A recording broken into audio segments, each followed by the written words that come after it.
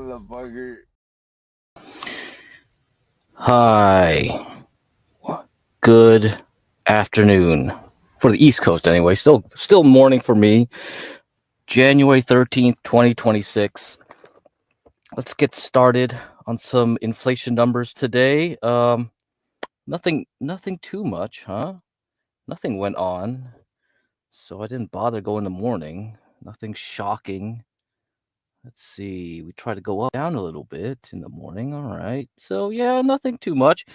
All right, let's put some background music. Got some new ones here. Let's see. Let's try this one.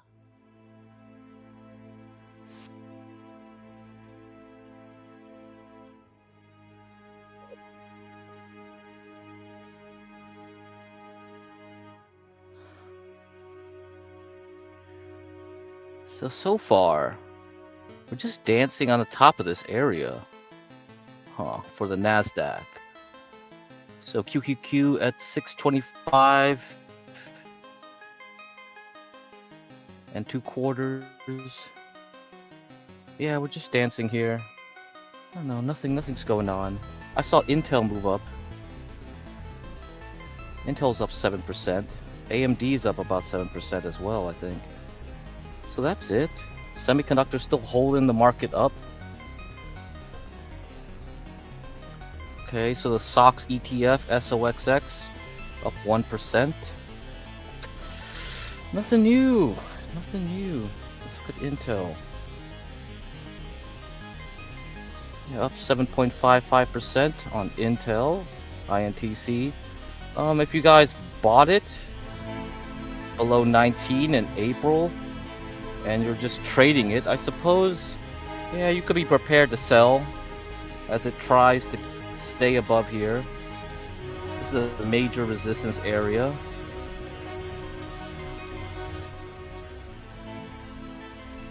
Maybe you'll get to 50. Maybe I should do a point figure chart on this thing, because this was a nice solid base made back in August of last year, July, August, and then about September. Yeah, maybe it can go a bit more higher, but I think that's about it. Okay, AMD is still trying to get back above 229. So nothing interesting there either. It's just trying to recover from last week. Nothing new. As far as Intel is concerned, Trump talked to the CEO and then moved on to talk to in CES. I think they announced like the 18A process. So we have some new announcements for chips. I guess some gaming platform also. So some gaming chips are also being announced last week, but yeah, nothing too interesting, I thought. So, but last week goes up 15% off of those news items. But otherwise, no. We're just holding where we can for this whole semiconductors. Okay.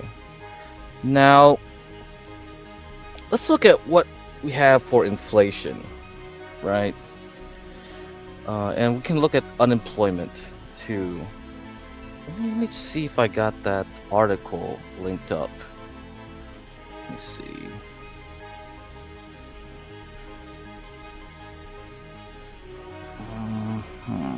Let's see, what was that article?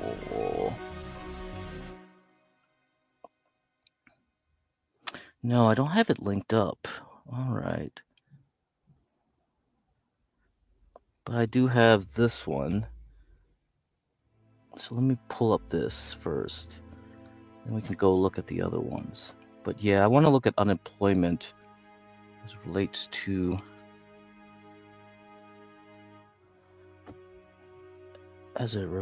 to inflation. So let's see. Bill Ackman.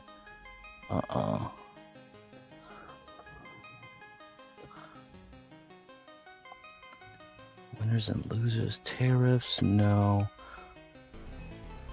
Might talk about Sudan too later on.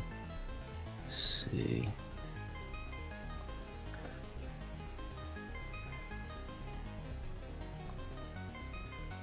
Okay, this is from the San Francisco Fed, so I didn't link this one. It was a short article. All right, let me pull it up. Okay.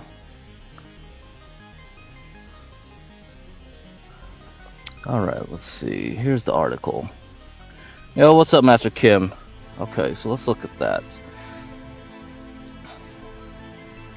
So we look at the unemployment rate, and I'm looking at the SOM recession indicator. So we haven't triggered anything so far. So no recession in the pipeline. Gold is outstripping inflation. So these four panels here, I take into account inflation. So I adjust the price based on inflation. Okay, so this is what these graphs are showing. So gold is beating so far. Silver just got above a 2011 high for adjusted inflation. So even though silver has been going up a lot past several months, it just recently beat inflation. Okay, but gold has been beating inflation much earlier, since June of 2024.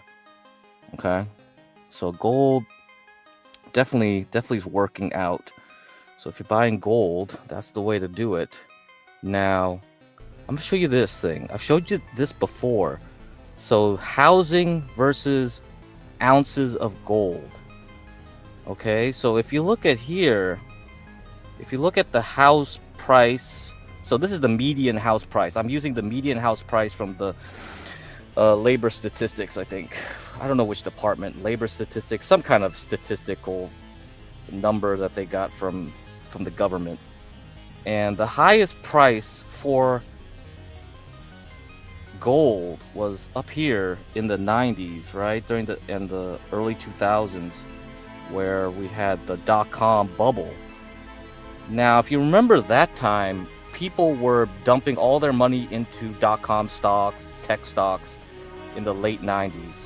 And then once the bubble started popping and they exited out, they dumped it into housing. So that caused the second bubble in the 2008, that caused the 2007-2008 financial crisis. That helped, add tinder to the fire of that one. But you can see, if you have gold, the highest price of housing was during that time. And then, well, with relation to gold, because maybe gold wasn't as performing as well. As you can see with George Bush, commodities started rapidly increasing in value. So oil, and then it spills over to other commodities like gold, like silver. And you can see it rapidly decreases in price. So if you had bars of gold, compared to houses, gold was increasing at a rate that made it cheap. So it was like 128 ounces compared to 600 ounces, troy ounce. Okay, not ounces like your weed. All right, that's a different ounce. All right, so people get confused about that. So a troy ounce. So now it's 125-ish back in September 2011, and then it stabilized in this area here between 277 troy ounces and 162. And we got back up here when the Fed started increasing interest rates. Okay, and then they stopped increasing interest rates, and now we've dropped below 100. So we actually dropped below the 1980s in terms of how much gold you need to buy a house. It's quite cheap. If you actually just had bars of gold, houses are quite cheap. Now, if you have dollars, it's not so cheap, right? That's why do you have dollars? Dollars are worthless. They are controlled by the Fed. Okay? Meaning that inflation is a monetary phenomenon. All right? Inflation is a monetary phenomenon. Now, is it because the market is frothy in houses? Is it because of illegal immigration? Yeah, sure, those things have effects on it. Is it price gouging from people? Sure, that has an effect. Is it institutional investors, basically corporations buying up houses? Is it overseas foreigners buying houses? Yeah, sure, all those things go into effect. But what I'm saying is that most likely the largest component of inflation is still the depreciation of the dollar. All right. Your mic sounds great. Yeah, thank you. It's just a headset. I have to pick this headset. Background music sounds like Clockwork Orange. Yeah, it's a Philip Glass like ripoff. So it's a royalty-free Philip Glass. Here, I got another one. Okay, so this is more like hold music. So hold on.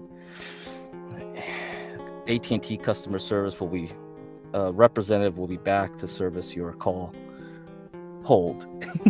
Anyway, yeah, so this is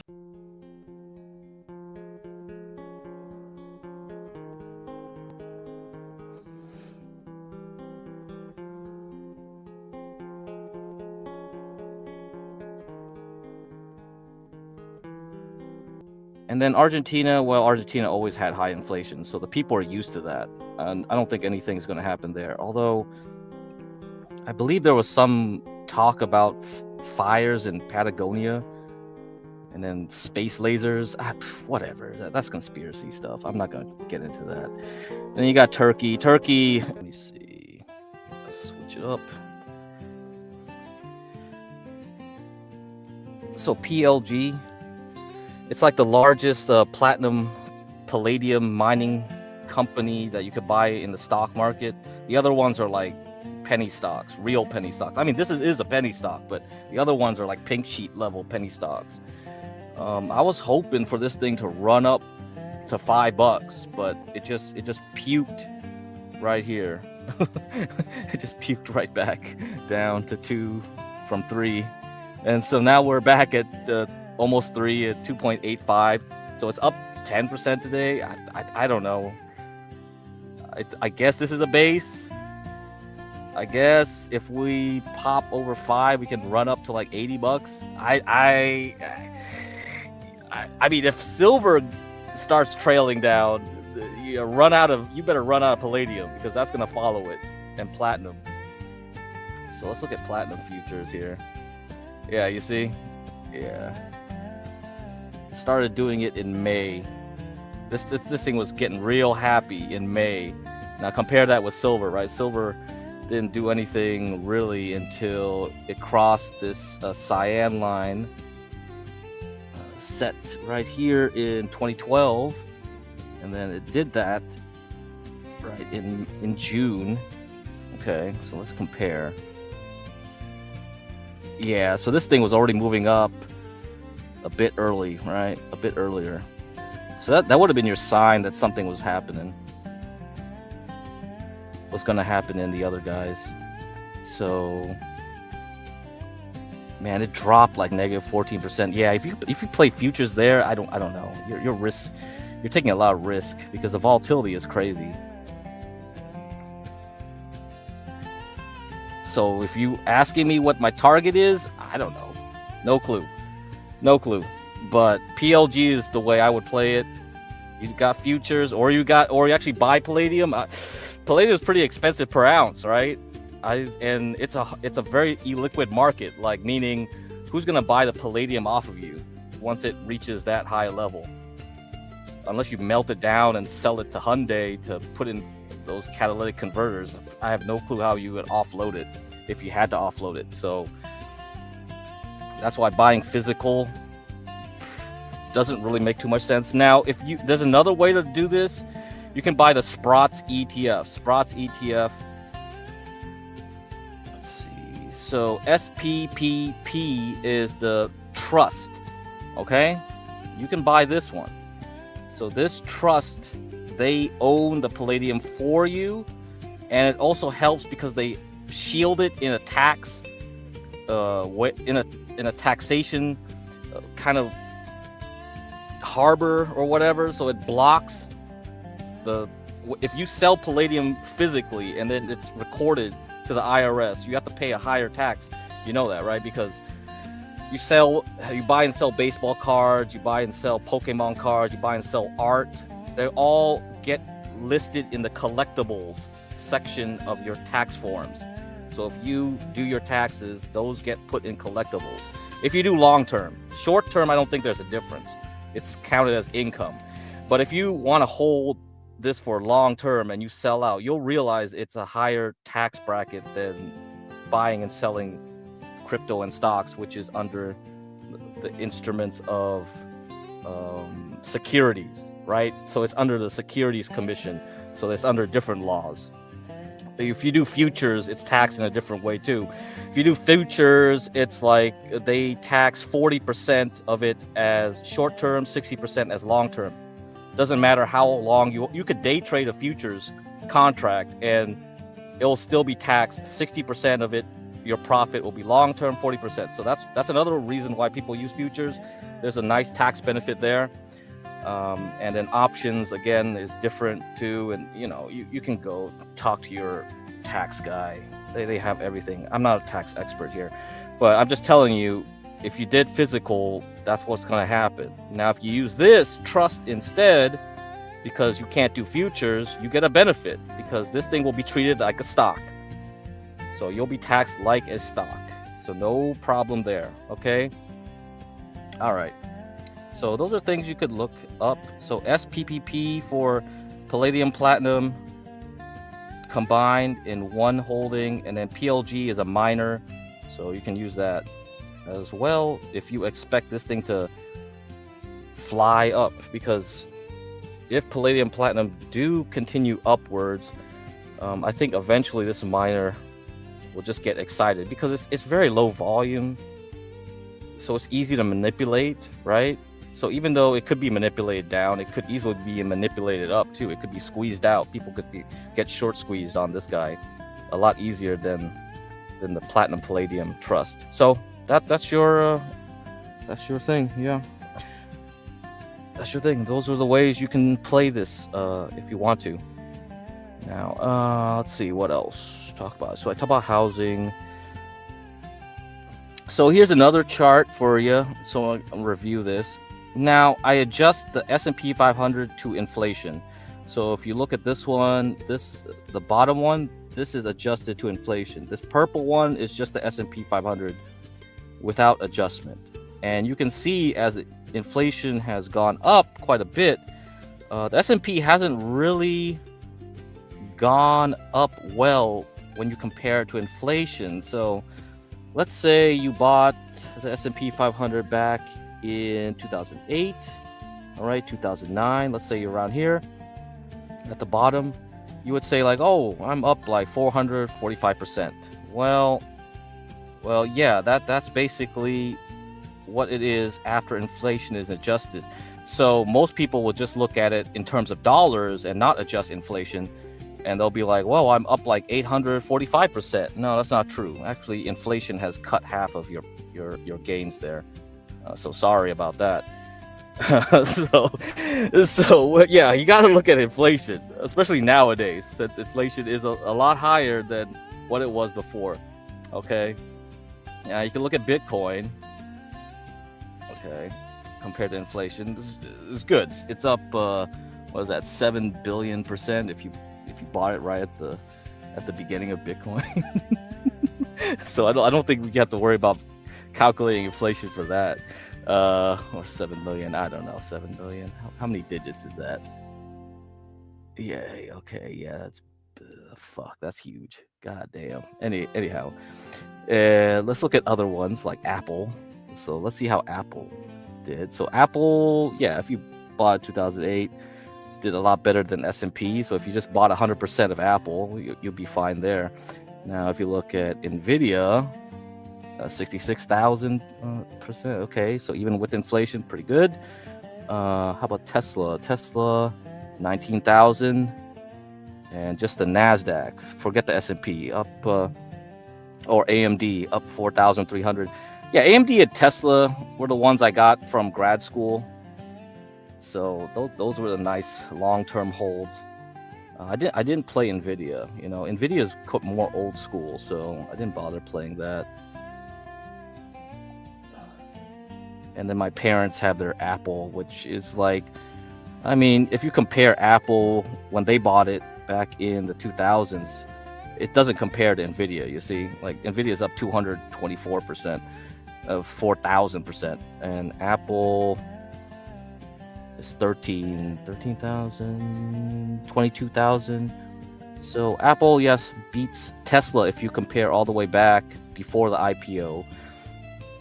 And then, yeah, Nvidia is still the winner here. And I have another one.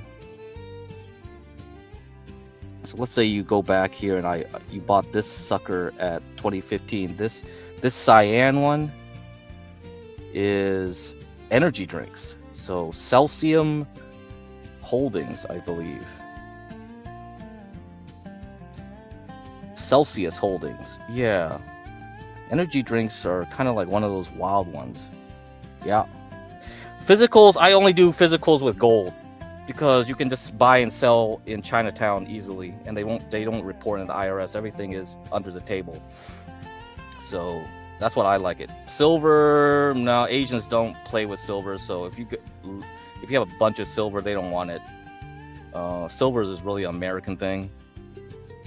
Chinese and Indians like gold. So that's why it's easier there. And then you can go to Dubai and dump your gold there. They have a huge gold market. Silver is just like something. Actually, yeah, Americans have a long history of silver. So I don't know what other countries actually do like it or not. So it depends on your market. You know, it depends on what you want to do with it in the future. That's all on you. I mean, people bought houses with just gold back in the day. There was no such thing as currency, you know. That's just how it is. Anything else? Nope, nothing. And then if you're Indian, you would buy your dowries and things like that with gold, right? You buy the jewelry and pay the family with gold. Okay, so yeah, that's just a review. And if you look at the bottom here, I don't see any change in this trend. So this is the PPO line. If it actually rolls over, then we're done with this market. Okay, this market has been running for quite a while now, and I don't see this thing. It was about to roll over. Okay, in 2023, it was about to, but it quickly recovered. So nope, that's a false signal there. If it gets over, then we're done. We're done. We're cooked. We're cooked. That's the end of this 40-year bull market. And get ready for the next one. Okay? Asians don't play in silver. Yeah, we don't play in silver.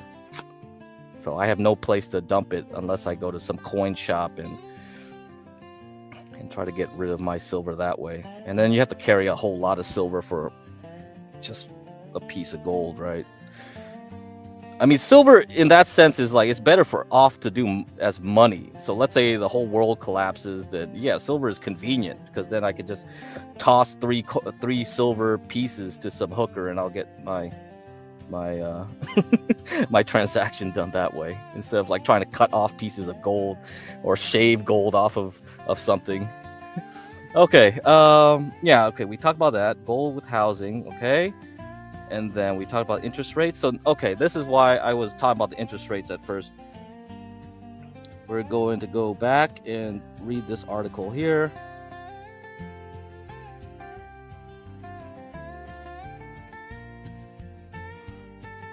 Okay. All right, so I'm going to put this in the chat. I didn't put this in the description, sadly. Okay, what can history tell us about tariff shocks?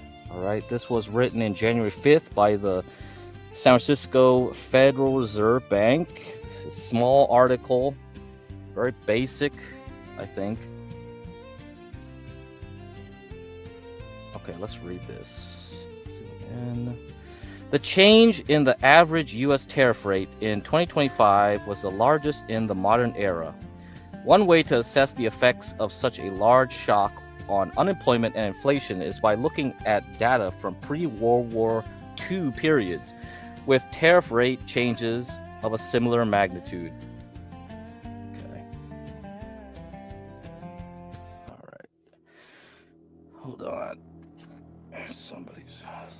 spam call. Okay, never mind.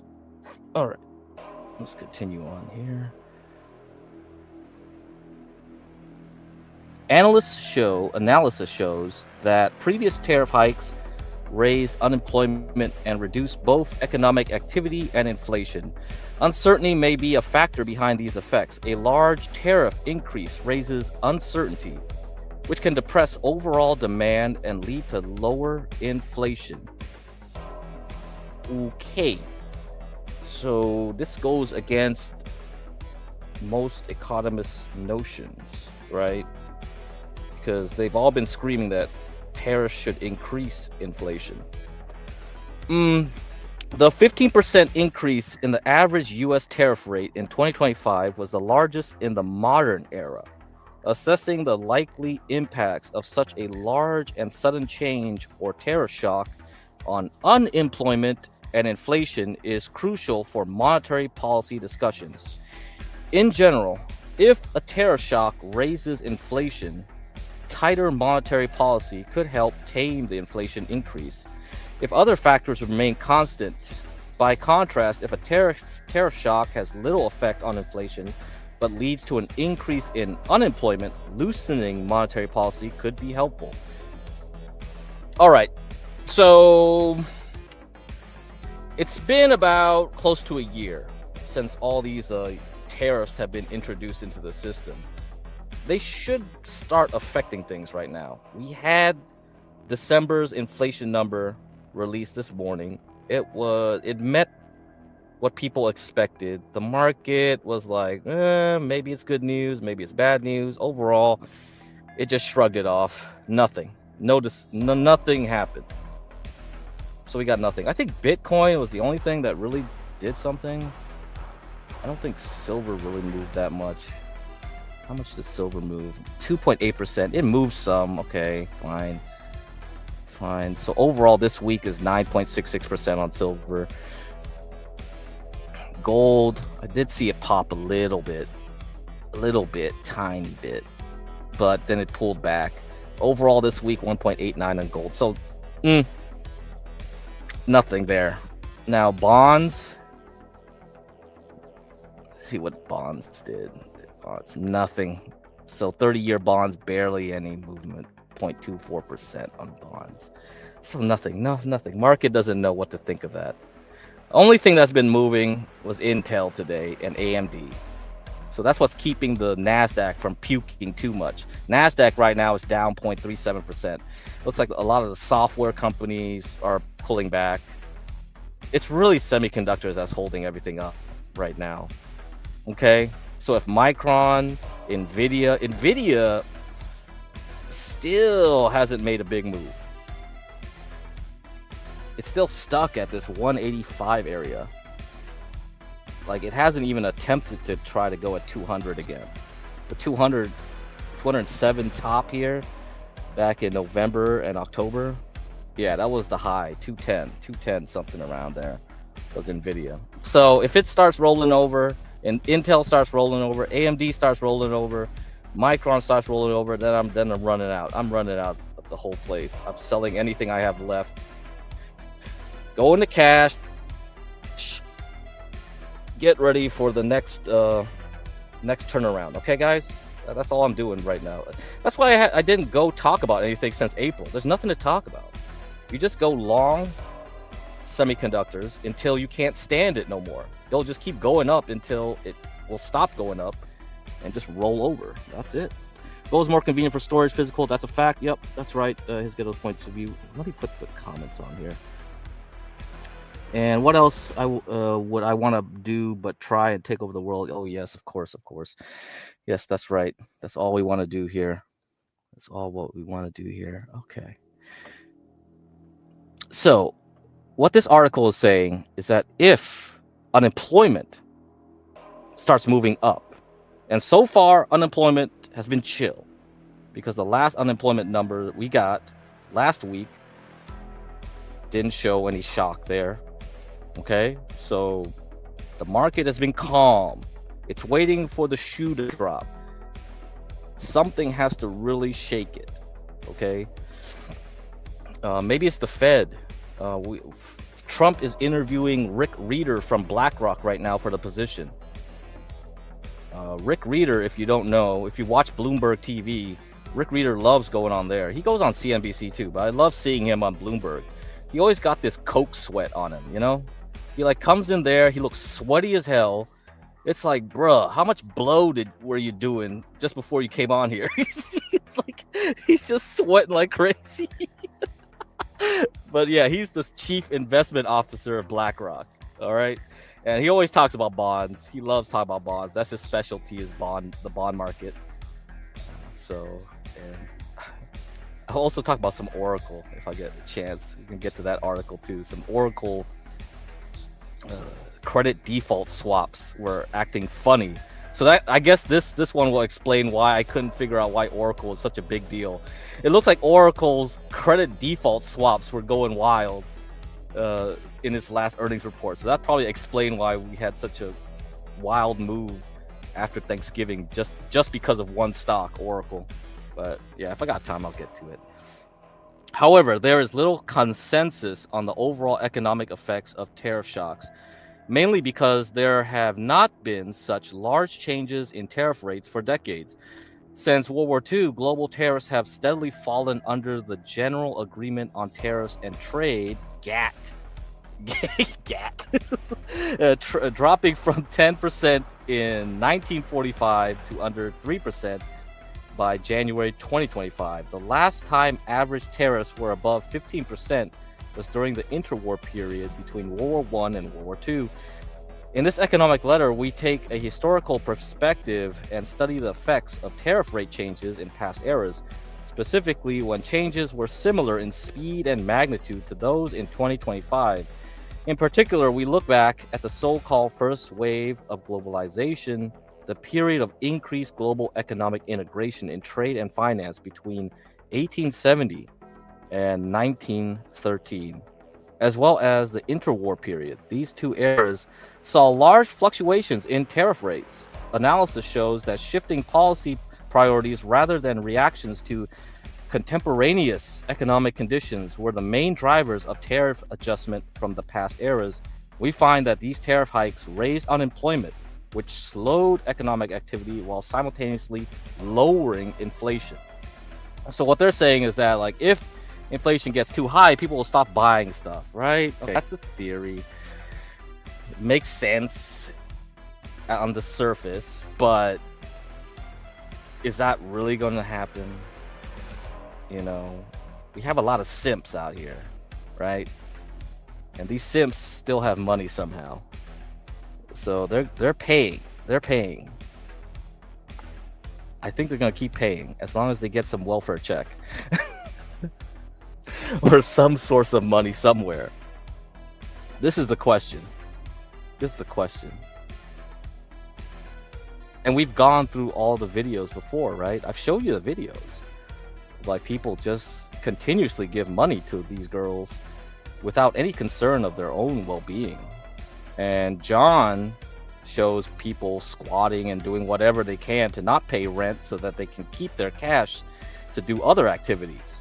So they're not prioritizing certain things that you think they would be. That's the problem with psychology, affecting how people are rational or irrational. And so when you do economics, you assume certain things, like people are rational, right? They're probably not going to be rational. They're probably still going to buy avocado toast, even if it's like $20 or $30, right? They'll probably still get their lattes, even if it goes up that high too. They just need to consume that stuff. So for them, it's a need, a requirement that they can't give up. It's not discretionary spending. It's like toothpaste to them. It's like or deodorant. It's something they really need or feel like they can't give up. So that's something you gotta consider. I don't know. So if this thing is true and it lowers inflation, okay, let's see. Let's see if that's going to happen.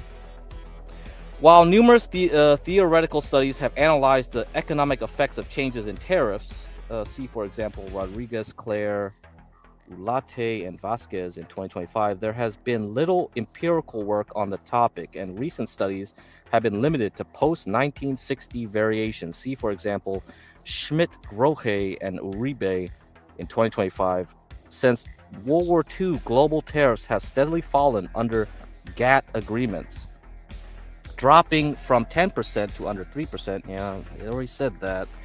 Figure 1 illustrates the average tariff rate in the United States since 1865, showing that the last time average tariffs were above 15% was before World War II. Major tariff changes have been absent in recent history until 2025. Yeah, we know that. You're repeating yourself here. All right. Okay, so this is the average U.S. tariff rate for all imports. So you see this huge spike here from Trump going up. Let me hide the comments. It's hiding that right there. See that? See that? Okay, good. The whole inflation. Yeah, whole inflation is too damn high. Yeah, I know. I don't know. I don't know when to short the hose, man. This is really concerning to me. So, however, during the first wave of globalization, the period of increased global economic integration in trade and finance between 1870 and 1913 and the interwar period, tariff rates displayed large fluctuations that were similar in size and speed to the 2025 average tariff rate increase. Indeed, while the general trend has been downward over the past 150 years, earlier periods show that tariffs occasionally rose or fell as much as 20 percentage points in a year. So, estimating the effects of unexpected tariff changes on the economy, the large and abrupt tariff changes in historical data can provide some insights into how tariffs affect inflation and economic activity. However, it could be misleading to assume that the data depict a relationship between the two. If tariff rates could change in response to economic conditions, subsequent economic activity may simply reflect the normal evolution of the economy rather than the effects of tariffs. For example, if policymakers thought that higher tariffs helped raise employment in the short run by making imports more expensive and thereby boosting spending on domestic goods, they might raise tariffs whenever the unemployment rate started increasing to protect domestic workers.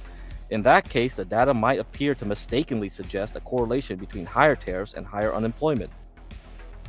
To learn about the causal effects of tariff changes, one must isolate the changes in tariffs that are independent of the state of the economy, such as those associated with policy shifts following elections. For example, in the 1888 presidential election, Benjamin Harrison defeated incumbent Grover Cleveland by a narrow margin when the economy was neither in a recession nor overheating.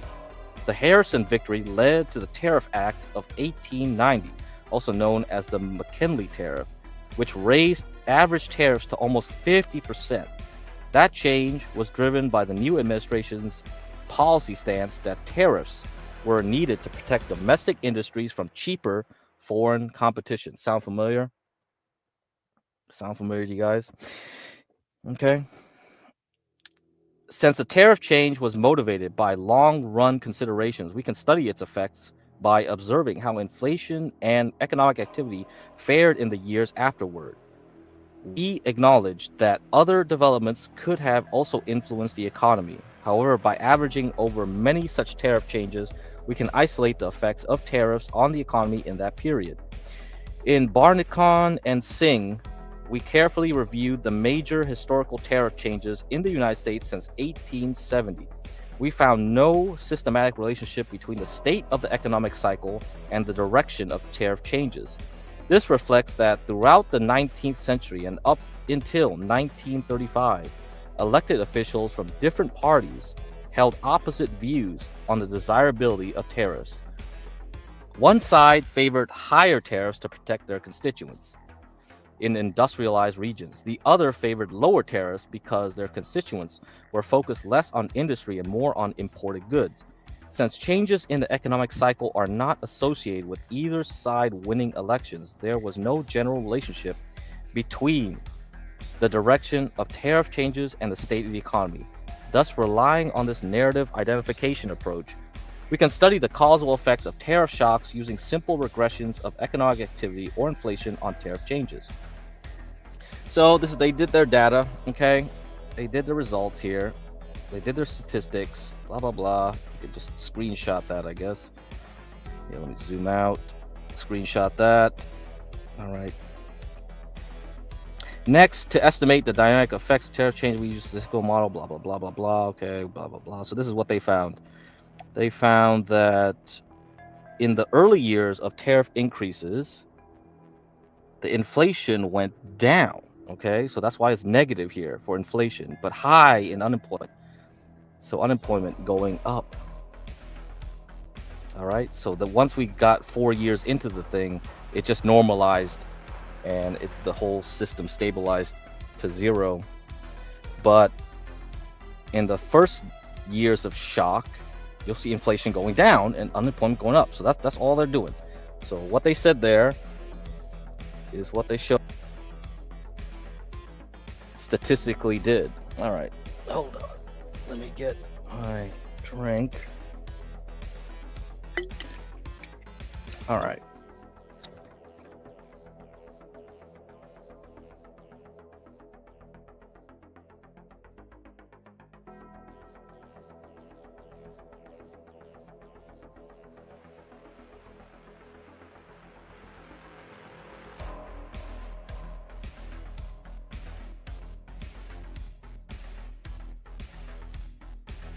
Okay, so the figures suggest that a temporary tariff increase leads to a rise in unemployment and a decline in inflation that both last up to 2 years after initial shock before becoming statistically insignificant.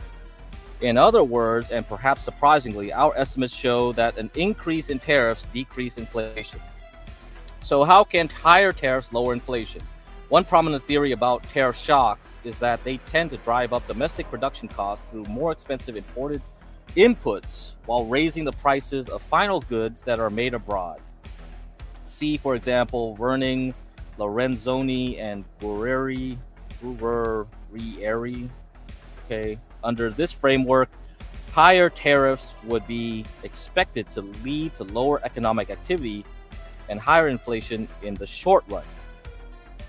Our estimates suggest the opposite, however, with shocks from higher tariffs leading to both higher unemployment and lower inflation. A possible explanation relies on the effects of uncertainty. A tariff shock tends to coincide with an uncertain economic environment, which by itself depresses economic activity by lowering consumers' and investors' confidence and puts downward pressure on inflation. See, for example, Ludux and Liu's 2016 paper here. Another possible explanation is that an adverse tariff shock leads to a drop in asset prices, which then depresses overall demand and leads to higher unemployment and lower inflation. Asset prices meaning it will crash housing, stocks. Okay, so I don't know. We'll see if that happens. To study the plausibility of these two mechanisms, we use our statistical model to estimate the effects of tariff shocks on a common stock price index and on stock market volatility as a proxy for uncertainty. Figure 4 shows that both uncertainty, blue line, and a drop in stock prices, red line, are plausible explanations for the economic effects of tariffs. The immediate effect of higher tariffs on stock prices is negative, but the effect quickly fades within the first year. Stock market volatility increases notably after the tariff shock, although the estimates are statistically precise only in the first and second year after a tariff increase. So you kind of got that in April, right? You kind of got that, but then we've recovered since then. So if the Supreme Court decides that tariffs ain't a thing, okay, they're going to block Trump, then I'm guessing the stock market will sell on the news because we already covered, or are we going to keep bouncing up? So this is my question here. Yeah. This is something you got to think about. And then we also have two other things to think about. We got to worry about the yen and who's going to be the Fed in May. So those two things also will come into play. So nobody knows when the Supreme Court is going to make its ruling. They were thinking that they were going to make the ruling last Friday. Didn't happen. Okay, didn't happen. So got issues there. Now let me pull up this picture. Let's see if there's any picture. I guess I don't have that picture. Do I have a picture?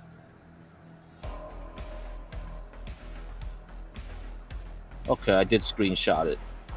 All right, here's this thing. Here's this picture here. So this is what Trump said in his tweet. Trump says that if for any reason the Supreme Court rules against his tariffs, we're screwed. So you can read this whole paragraph. The actual numbers that we would have to pay back if for any reason the Supreme Court were to rule against the United States of America on tariffs would be many hundreds of billions of dollars. And that doesn't include the amount of payback that countries and companies would require for the investments they are making on building plants, factories, and equipment. For the purpose of being able to avoid the payment of tariffs, when these investments are added, we are talking about trillions of dollars. It would be a complete mess and almost impossible for our country to pay. Anybody who says that it can be quickly and easily done would be making a false, inaccurate, my God, yeah, blah, blah, blah, blah, blah, blah, blah. Okay, yeah, we're screwed. Okay, yeah, we're screwed. Yeah, you can read that yourself. I mean, I don't know. Is this an exaggeration? Yeah, trillions of dollars? Shit. Whatever, I got it. Okay, but you can look it up yourself. Now, let's get back to the article here. So, the immediate effect of higher tariffs on stock prices is negative. Okay, I read that. Stock price volatility increases, notably after a shock, of course. So, once we got high volatility in stock prices, we get a dip in the stock prices. We've kind of had a sense of that in March to April last year. And we recovered. Things are chill again. Now, I don't know what the Supreme Court's going to do. If they're going to block it, maybe that's not a good thing after all. Maybe if Trump says we're screwed and we really are screwed, then the stock market would just actually not like that news and go wild. Maybe the stock market wants the tariffs to stay in place now. It's already been a year. So let's wait and see how the tariffs ripple through the economy instead of like shocking it back. I'm not a legal expert.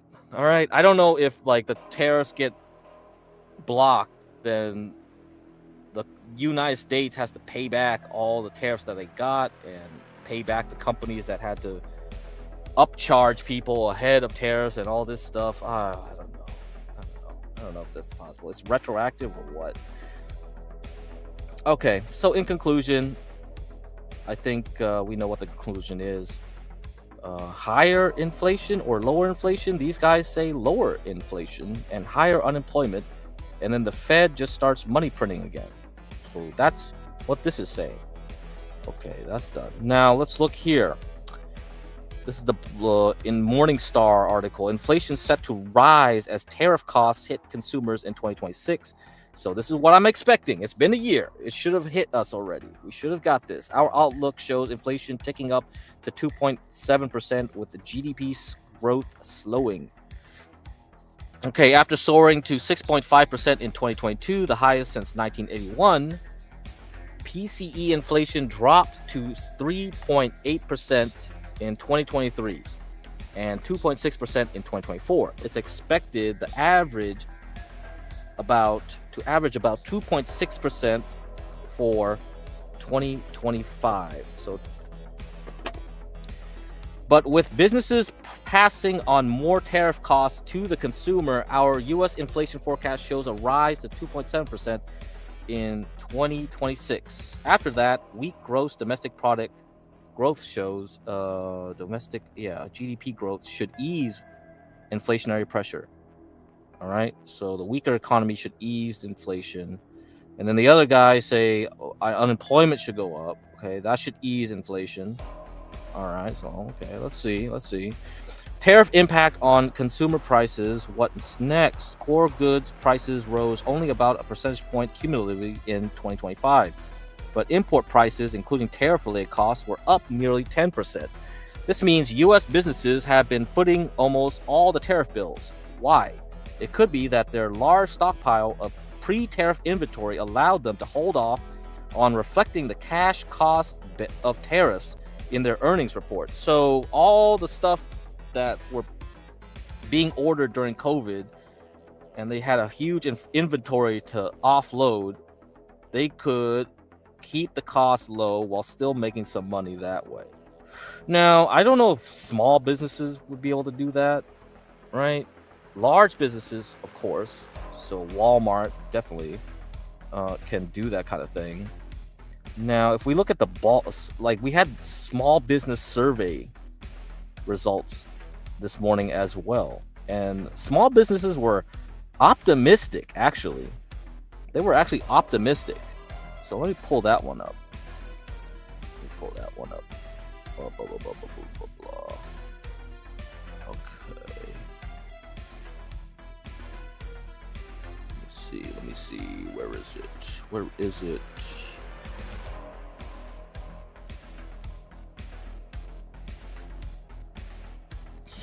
The NFIB survey. Okay, here it is. Okay, let me show it to you guys. New NFIB survey. Small business optimism continues to rise. Okay. So here we go. The NFIB Small Business Optimism Index rose 0.5% in December to 99.5 and remained above its 52-year average of 98. Of the 10 optimism index components, 2 increased, 3 decreased, and 5 were unchanged. An increase in those expecting better business conditions primarily drove the rise in the optimism index. The uncertainty index fell 7 points from December to 84, the lowest reading since June of 2024. So far, small businesses are okay. All right. Small business ownership looking shaky, but the future always will reward the bold. So, yeah, I don't know. So, survey says they're fine. They're okay. I guess they figured out how to deal with tariffs. I don't know. Whatever. 2025 ended with a further increase in small business optimism, while Main Street business owners remain concerned about taxes. So, they didn't say, is tariffs included in those taxes? Or are you just worried about taxes more than tariffs? I don't get this. Tariffs are a form of tax, so can you be clear about what taxes these people were worried about? In conjunction with the December report, NFIB also released a new... oh, man, that's just a plug. Oh, my God. Don't put that crap in there. Okay, 20% of small business owners reported taxes as their single most important problem, up 6 points from November and ranking as the top problem, the highest reading since May of 2021. Oh, well, that's no good. Okay, let's see. Net negative 3% of owners report paying a higher interest rate on their most recent loan, down 5 points, lowest reading since 2021. Okay, that's good. Let's see. So in December, both actual and planned prices fell from the previous month. The net percent of owners raising average selling prices fell 4 points from November to a net 30% seasonally adjusted. A net 28% seasonally adjusted plan to increase prices in the next 3 months, down 2 points. Okay, so nothing much there. Nobody's going to shock in all the prices from what they've already been raised up to. When asked to evaluate overall health of their business, 9% rated it excellent, down 2 points. 54% rated it good, up 1 point. 34% rated it fair, up 4 points. And 3% rated it poor. The net percent of owners reporting inventory gains rose 6% to a net negative, seasonally adjusted, the highest reading of the year.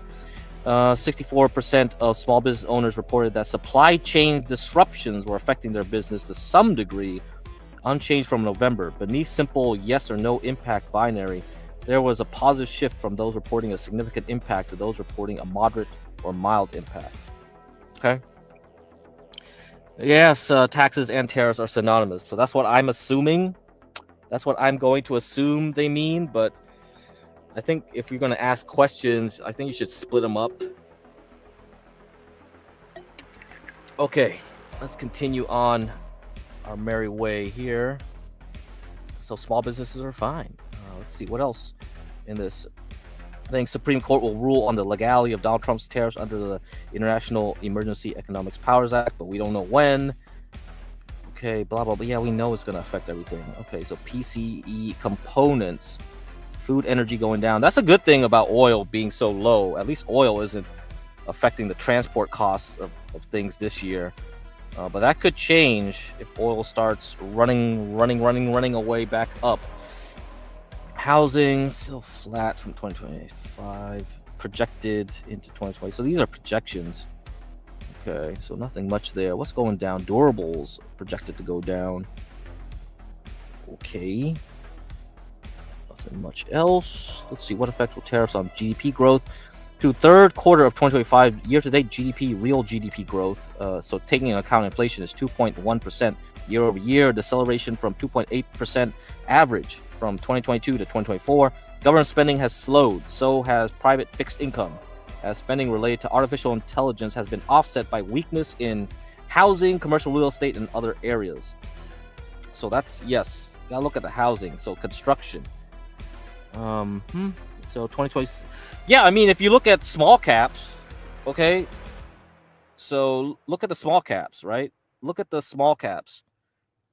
They are the best performing sector thus far in the year. So we've only been a couple weeks into the year, and that's why I'm looking at small companies.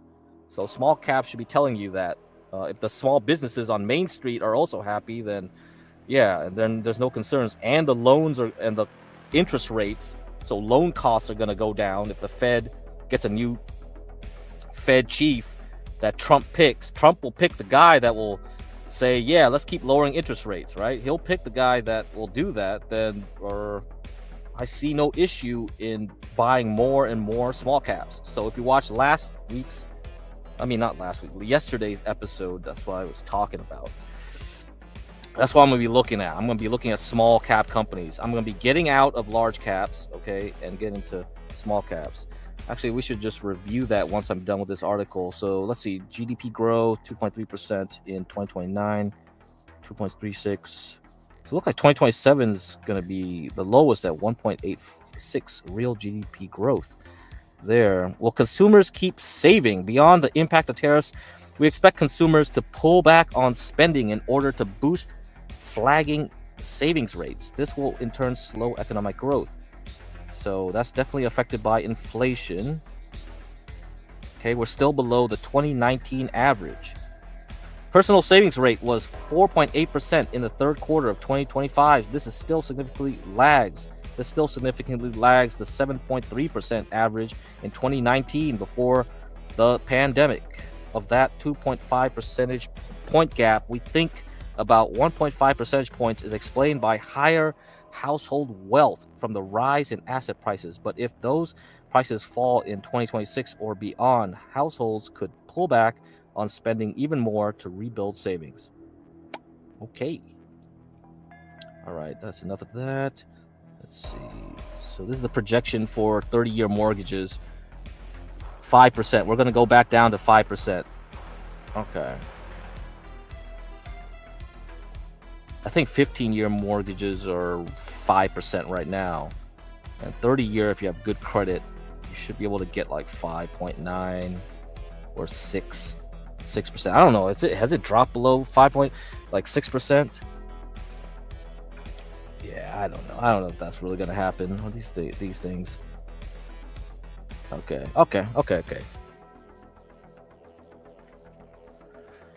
All right, that's good. Done with that. Okay, let's see these two. Bank of Japan. If I got time, I'll talk about Bank of Japan and this stuff. Now let's see if we got time for that. Okay, save that, and then I'll go look at I'll review the charts that I was looking at last time. Yeah. Okay. And then if I still have time, we could talk about Sudan. Okay, done with that. Let's share the screen.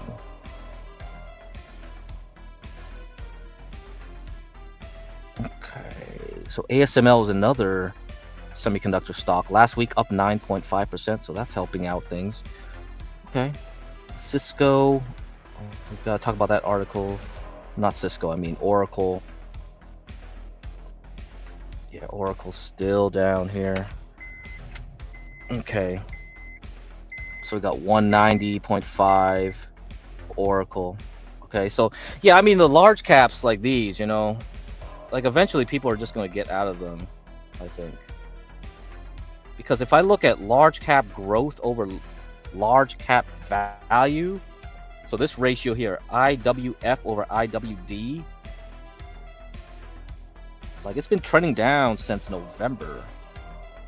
So people are pulling out of large caps. Now, if you look at least our large cap growth, right? Okay, I mean that doesn't mean much, but it's something.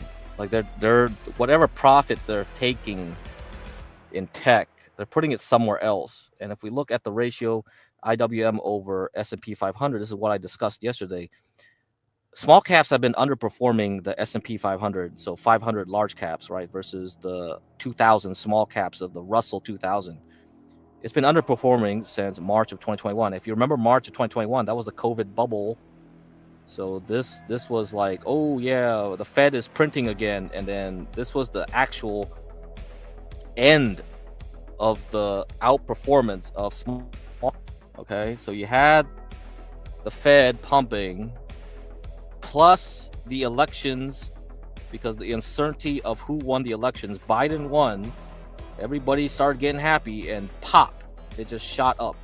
So between October into February-ish, March, if you looked at biotech stocks, pharmaceuticals, it made this run up, right, all the way here to February. This was the same time as the Shiba Inu, the crypto crap coins, shit coins were all flying high.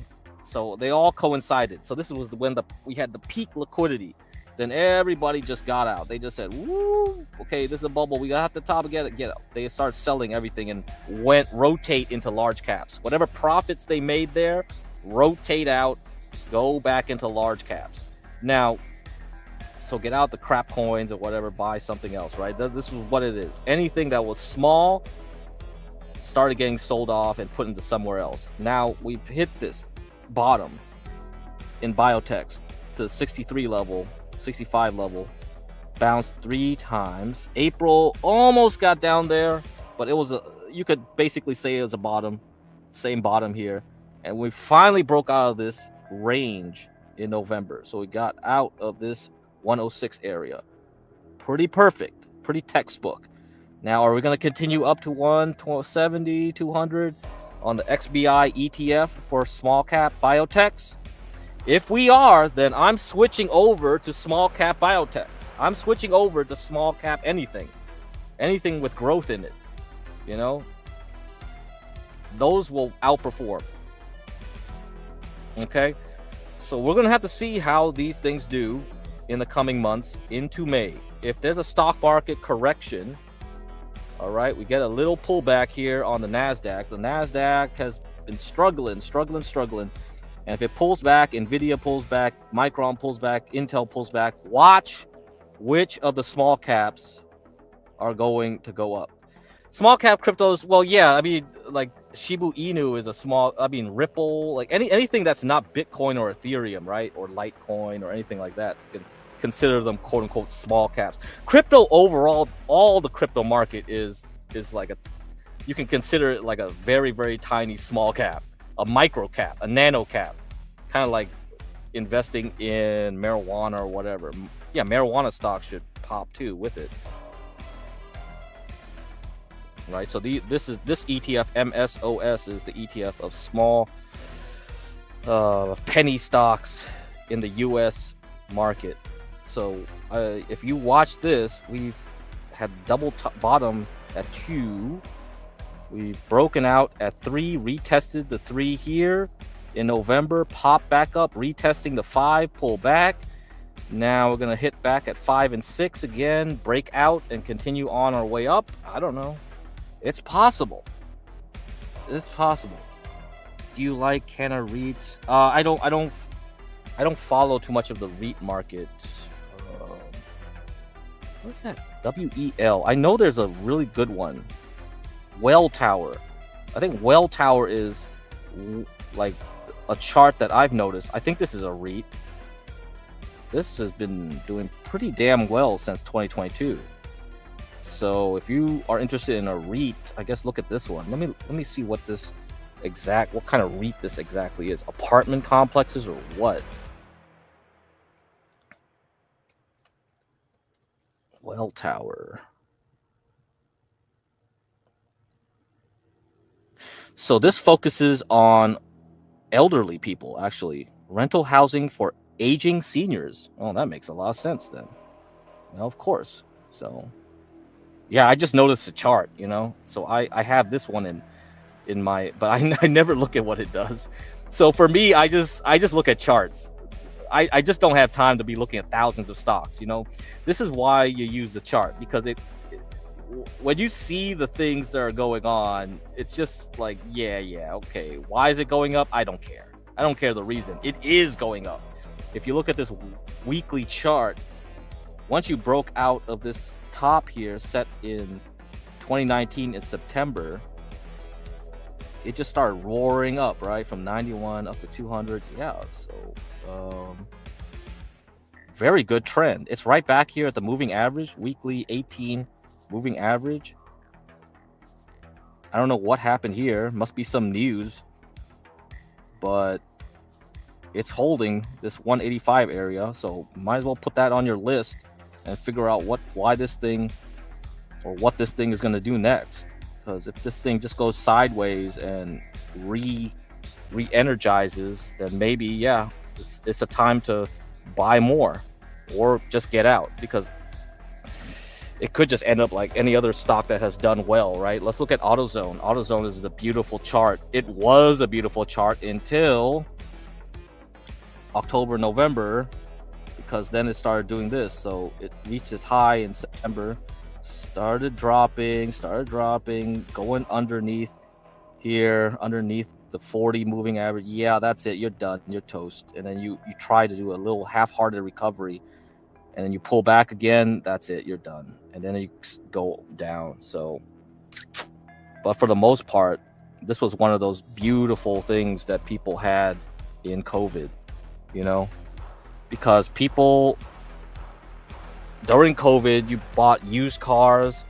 A lot of used cars were going up in price. People wanted to buy used cars because there was a lack of supply for new cars, because the microchips that went into new cars weren't being produced anymore. So there wasn't any new cars to buy. So if people wanted a car, they were all rushing to buy used cars. So for a while there, after COVID started, the lockdowns, you saw this spike in used car prices, and that meant like people had to maintain a lot of old cars. So a lot of auto parts were being bought. So AutoZone, O'Reilly were the top ones to get, and these done well, But same issue here.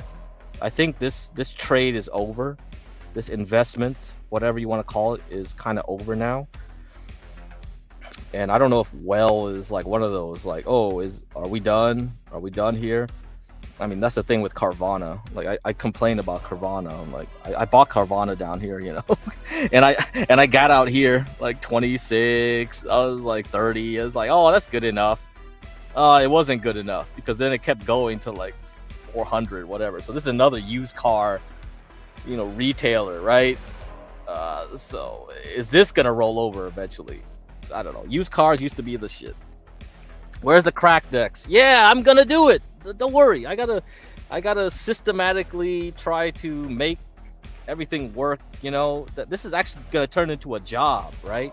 You see, it's not like something you just automatically do. I wish I could just ask AI, hey, can you just look at charts all day and figure out maybe like AI will get to that point, because all you're doing is looking at a picture. It's just pattern recognition. They just need to look at this and go like, okay, yeah, buy here. Good. This is easy. You see this, you see this, you see that, you see this, and then you just look for all the little signals, and then you rank them, and then you can rank them in a way that will easily do all the crap work for me.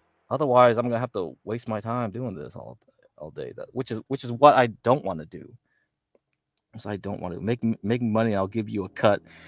Well, yeah, I mean that's how it goes. When you start doing that, you make a fund.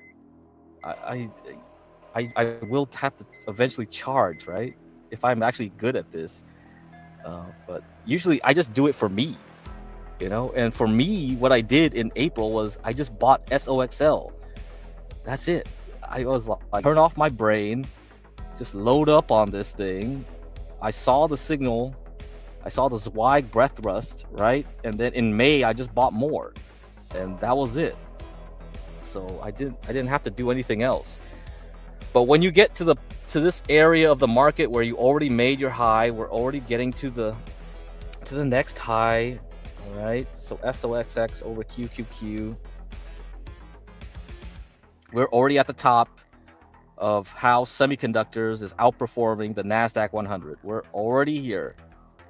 Okay, we're already here. So we can't do that no more.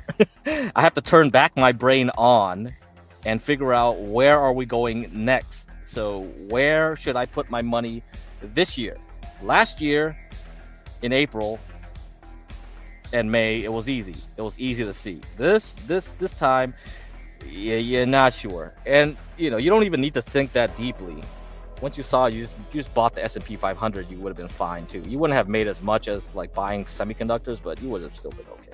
You already made like 20-something% from the bottom.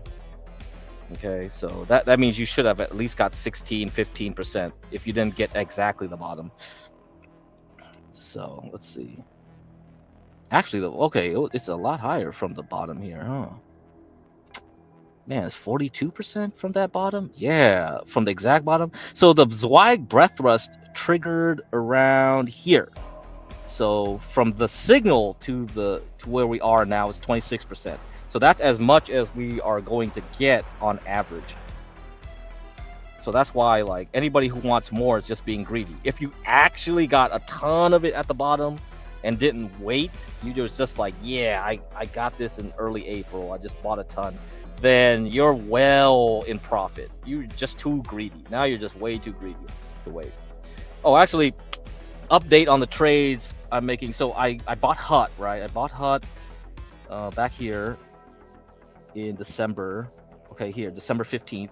And then I bought CLSK at the end of last year, New Year's Eve at 10, waiting for it to go to 20. Now, people were asking me when would you short MSTR MicroStrategies again? I told you, don't short it yet. Wait for it to get to 200 something, then short it. All right? Let Bitcoin recover. Bitcoin's going to recover. It's going to trap some people.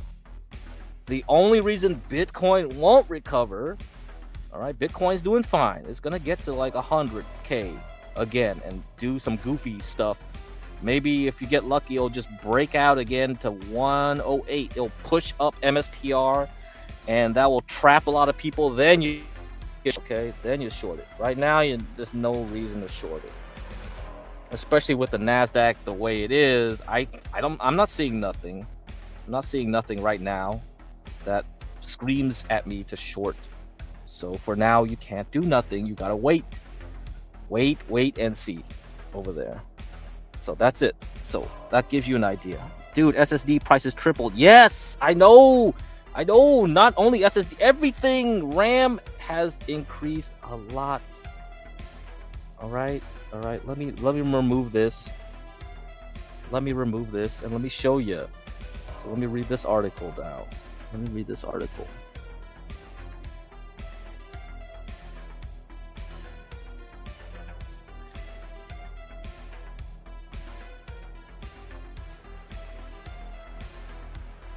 Okay, look at this.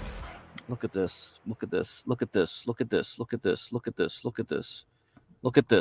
chart. Okay. Let me stop this screen, share this screen. Okay, you see that?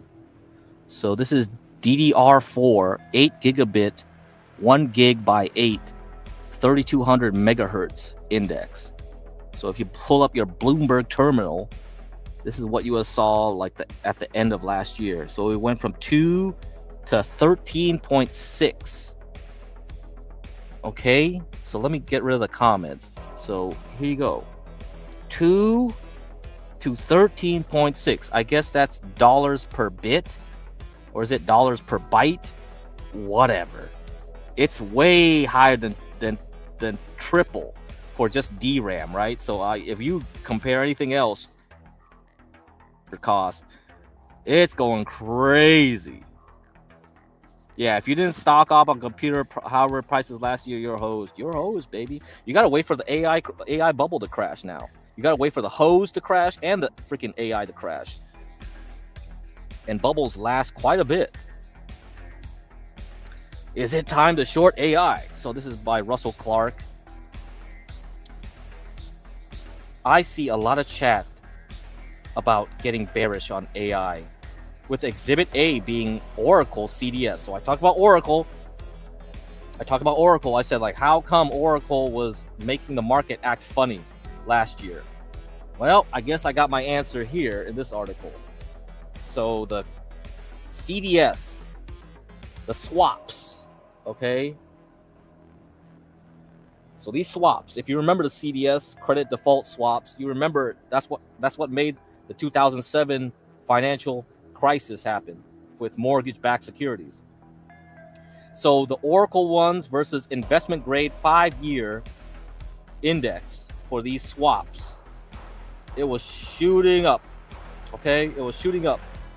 As you can see above, the market is skeptical more of Oracle's financing plan rather than AI itself. Huge capex that will be much larger than cash flow implies heavy borrowing. So Oracle is just like getting tons of loans for things. Heavy capex can certainly point to a top in the market, but it is not the capex itself that is the problem. So here's the capex of all this stuff. You got AWS, that's Amazon. You got in the orange, I guess. You got blue in the Microsoft, green for Google, pink Meta, Facebook, Oracle, cyan, Apple. I guess that's reddish. CoreWeave. CoreWeave's a new stock. So that's something we might discuss some other time down the line. So capex spending is blowing up from 2024, 2023, 2022, 2025, and 2026. It's gonna be pretty crazy. So I don't even know about 2027, how this is gonna be. CapEx is only a problem if it leads to oversupply and falling prices. The problem with being bearish on AI was that Nvidia, TSMC, and ASML had basically cornered the market in high-end semiconductors, which meant the idea of falling pricing causing a bear market seemed relatively unlikely. True, there was a scare when DeepSeek was launched earlier this year, the Chinese AI, but as we can see with the share price of Nvidia, the market went straight back to assuming strong pricing for their GPUs. Okay, with the market transitioning from CPUs to GPUs, it was very hard to tell what the right price for a GPU could be. It is a bit like asking what the right price for a Birkin bag should be. For me, I think it should be much lower, but then again, I am not the target market. But recently, the AI mania has upended a much more transparent market, DRAM. DRAM is memory that is used in most products. It has been a commoditized product, and given the normally consistent improvements in yield from DRAM producers, the price trends to fall over time. For me, the secondhand pricing for GPUs is not transparent, but the pricing of DRAM is. As you can see below, DRAM pricing tends to be volatile. But this year, we can see it surge to prices not seen for a decade. This is highly unusual, as this is a standardized chip that first came into production years ago. Arguments about hitting the limits of shrinking transistors does not really hold. Here we can plainly see that demand is outstripping supply. In previous periods of excess demand, it becomes common for consumers to overorder as they know they will not have a full allocation. When demand slows, they then need to cut orders radically, leading to a volatility you see. Typically, the shares of DRAM producers tend to weaken before falling prices. So That's why you gotta watch Micron stock. So watch Micron stock. If the stock starts moving down, then we should be able to see everything. Looking at Micron over the past year, if you are a brave soul, you could argue it is time to short. Personally, I would like to see it, see the 200 moving day average stop moving higher before thinking about taking this on. The other problem with shorting AI is that you are not seeing any real weakness in the hyperscalers. If we suddenly saw some financial distress in Microsoft, Google, Amazon, or Meta, then the case for shorting would hold more water. With maybe the exception of Meta, the Mag 7 share prices are not suggesting problems. Okay, it's this picture. I guess this is the Mag 7 chart. Yeah, I can make my own chart. I don't think I need to see that. Okay. NAND manufacturers will just collude to keep prices elevated. Yeah. Yeah. Didn't Micron buy one of the NAND producers? Micron basically owns the NAND market now. So it's just Samsung and Micron. So SanDisk. Right? So who bought out SanDisk? Okay, let's see. Western Digital bought SanDisk. Oh, it's Western Digital. Okay, look at Western Digital stock too then. WD is the ticker. All right, gonna take a break. Gonna take a break from reading. Let's see what updates we got from Chris. Chris, the YouTuber.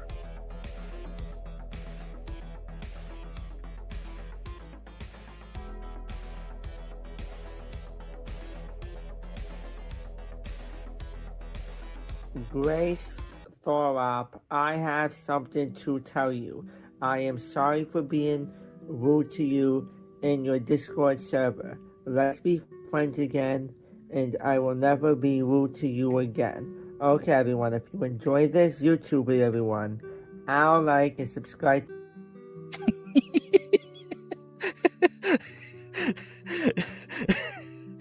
3 months and you're talking to 12-year-olds.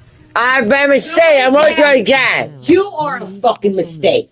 Sure, I'm not a mistake. That phone is going to Nicholas. I'm famous. I have 4,320 40 subscribers. He's not. I'm warning you. Chris, the YouTuber. He's got 4,000 subscribers. He's a big shot boy. Actually, let me check his YouTube. Is he how many subscribers does he have now?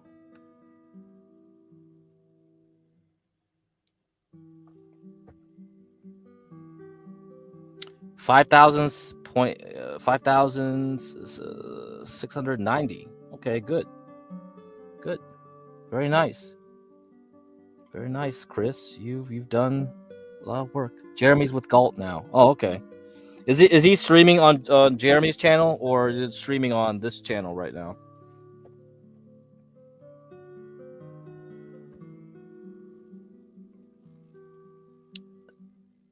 Now let's look at the push-ups. So, do I have the right form? Arms wider. Like this? No, yes. Yes? Okay. Like that? Yeah. Wait, hold on. How about here? Yeah, no, it'd be It flat. has to be a wall. Okay. Yes. 1, 2, 3, 4, 5. Can you count for me? 6, 7, 8, 9, 10, 11, 12, 13, I'm not gonna 14, beat him. No! 15, 16, 17, 18, 19, 20, Okay. 21. I got this.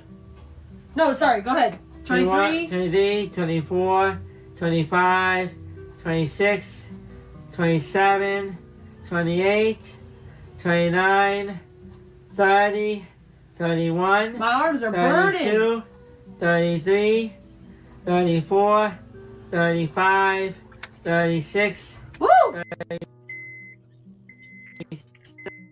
37, 38, 39, 40, 41, 42, 43. They are legit burning. 44, It's harder than it looks. 45. No. 46. 47. 48. 40. Oh, that's it. 48. I'm done. I'm done. Nice job, Chris. God damn. Totally mogged me. Legit, my arms were burning. W Chris, let's go. W Chris, W Mans, let's go. All right, so you go to Joe Shabatoni's. You can see like his clips over there if you need to update on the drama stuff. Recent update is that the Thorpes, their car is broke. Their axle is damaged. So let me show that. And Chicken Andy also had issues with his new RV. So we have a lot of issues in the streaming world when it comes to reducing costs. Gas station hot dogs. They have a little extra oomph, a little extra umami. You need to talk about your unearned societal advantages, benefits, and entitlements that white people experience in society. Yeah. Well, I just gotta get back to the hotel. I look like, oh shit. Because I love hot dogs as much as I love chocolate cake. What is that? Chocolate cake. Your ass about to pop. Mmm. Yeah, you better make it fast. That's not good. Try not to go into no potholes and that. Yeah. It's gonna come right out. I gotta drive 8 hours home though. Oh shit. Fuck is the tire at? That's what I said. I'm like, where is it at? And then I look like, oh shoot. See? Well, no. Better to know. Thank you.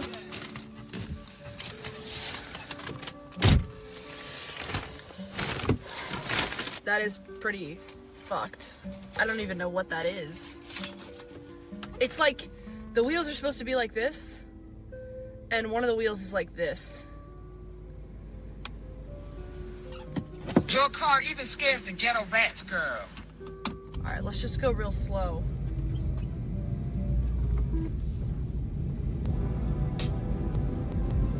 I wonder what that's from. What could have cranked the tire like that? They were like the axle's about to go. Oh, guys, do you hear the tire?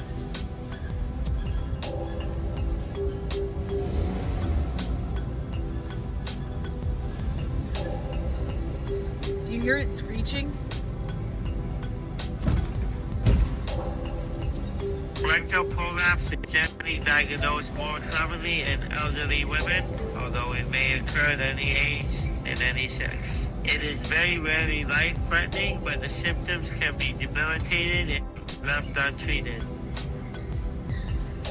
There's still beings mounting that process Don't some hear sort of that? conspiracy going on about 9/11. My 50-year-old girl I talked to told me about it. I need to park ASAP. Okay, OPC, you're here. Hold on, let me just show you, buddy. Grace, I'm going to beat the shit out of you the next time I see you. Okay, this is what we're dealing with. God, you better fix that wheel. You see the problem?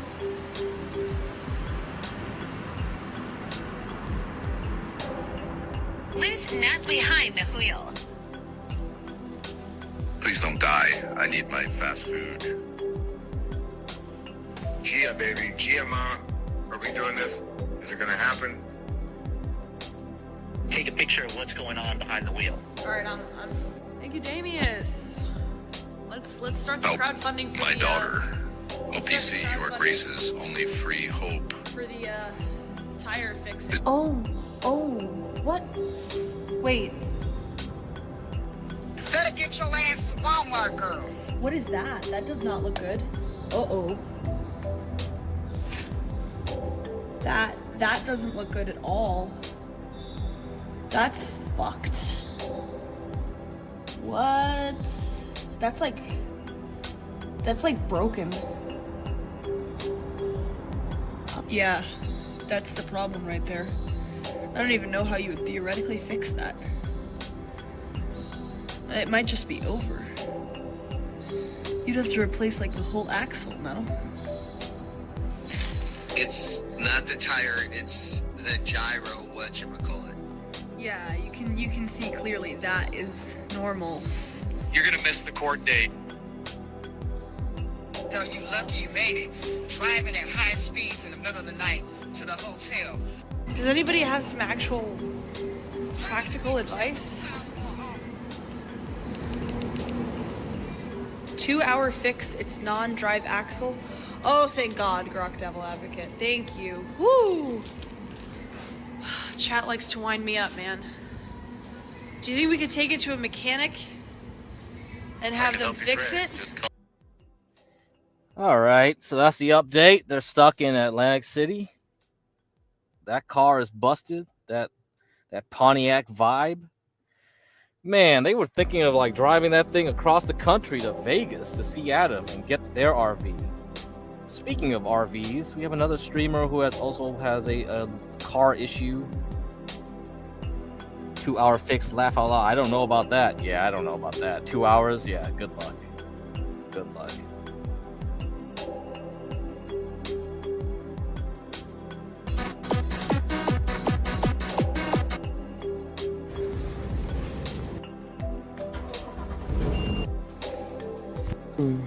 Let's see. Oh, my where does it start? So I could just freaking drive. This is the one I have to. That's the original fridge. It just plugs right in. Just plugs right in. Then I'll have a gas fridge again. Right now I don't have that because they put their fridge in here. And in the video we saw there was kind of cubbies here. All this good shit. But yeah, we're set, bro. This is a big ass RV. Excited, huh? 10K no brake lights. It's just a fuse.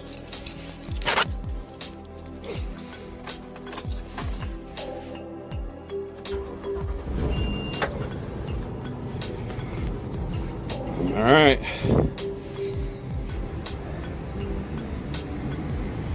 Dude, this thing is so big.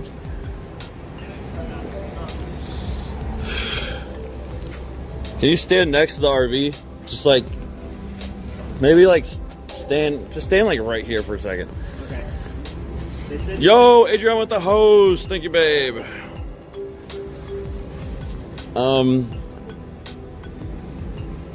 Maybe just like walk. It's kind of a long walk. It's a long ass walk, man. Turn that on, got my sink. Sorry, 10K. I was like, why can't I turn these on, huh? Why can't I turn these on? Oh, the light switch. Okay, wait, maybe it's not that one, it's this one. Shit. Bitch.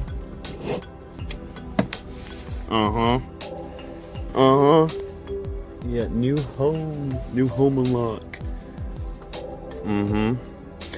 So I'm thinking about putting bunk beds directly against this back wall right here, at least 2. You know, I could definitely put, I could even, really if I want, I don't know. 2's fine. 2's fine. Make bunk beds. Ain't that right? I definitely could do 2 bunk beds. So when this slides out, look how much. It slides about like 2.5 feet or so. Goes all the way back. You can walk right here. If you open up more, 2.5 feet, you got 5 feet of room between the bed. You got 5 feet of room between the bed and the slide. And it's huge as fuck. Call it AK. Yeah, that's all I gotta say. It's time to run up the goddamn gas, bro. Look, this is good. Yeah, this good enough. I do want to do something with the camera, that's for sure.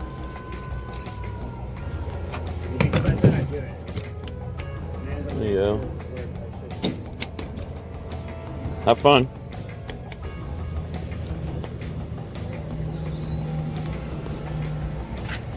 Show the spare in here.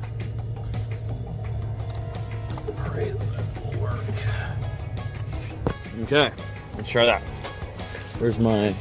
Oh, what is this? Bro, what the...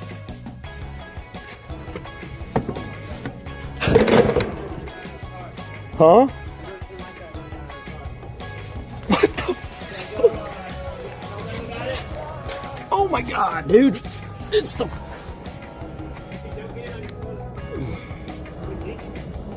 Dude. Should I go tell her to get some... soak it up? No, just don't light anything. Oh my god. Oh my f***ing god.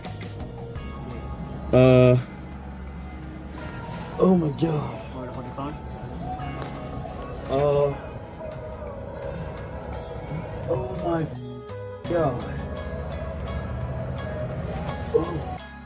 What, is it leaking or is it like an overflow? It's an overflow. How do I deal with this? We just tell the lady that we overfilled it and she'll come out and throw cat litter on it or something. No, it's gasoline. That's evaporate. But I need to plug this hole with something. Plug the hole? Yeah. With something? Like chewing gum maybe? Yeah, you got that? No.